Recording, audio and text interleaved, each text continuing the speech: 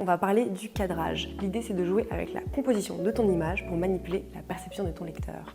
On va d'abord parler du zoom. Là, tu vois, tu as l'image d'un cycliste qui fait du vélo. Pas de souci. Mais imaginons qu'on dézoome. Là, en fait, tu dois dessiner deux pneus, tu dois dessiner tout un vélo en mouvement. Tu vois que son bras, ça part en steak. Tu vois que les jambes, pareil. Et si tu recadres et que tu te concentres sur une plus petite zone, ce sera plus simple à dessiner. Tu vas pouvoir plus te concentrer sur réussir ce dessin-là plutôt que galérer avec un truc encore trop compliqué. L'idée, c'est de se concentrer sur l'essentiel. On comprend le dessin, on comprend qu'il fait du vélo et pas d'erreur de technique. Maintenant, on va voir une autre petite technique qui va aussi te faire gagner du temps. Un truc qui nous fait tous galérer, c'est les décors. Ça demande du temps, ça demande de la perspective et une fois que tu en as fait un, faut recommencer en fait. Et c'est là où tu peux tout simplement recycler tes décors. C'est une technique qu'on va beaucoup voir dans le webtoon par exemple. Donc tu vas prendre ton décor sur lequel tu as passé ton temps, qui est soigné, etc.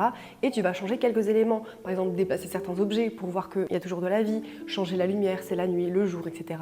Et comme ça, tu vas pouvoir économiser du temps. Et ça marche dans la bande dessinée aussi. Évidemment, ces techniques, il faut les utiliser avec parcimonie. Il ne faut pas que ton lecteur le ressente. S'il voit que c'est tout le temps le même décor, ça fait pas rêver. Et s'il voit que tu sais que dessiner des gros plans, évidemment, ça pose problème. Mais de temps en temps, réfléchis-y au moment de ton storyboard et au moment de ta construction et tu verras qu'il y a toujours des moyens d'économiser du temps de travail.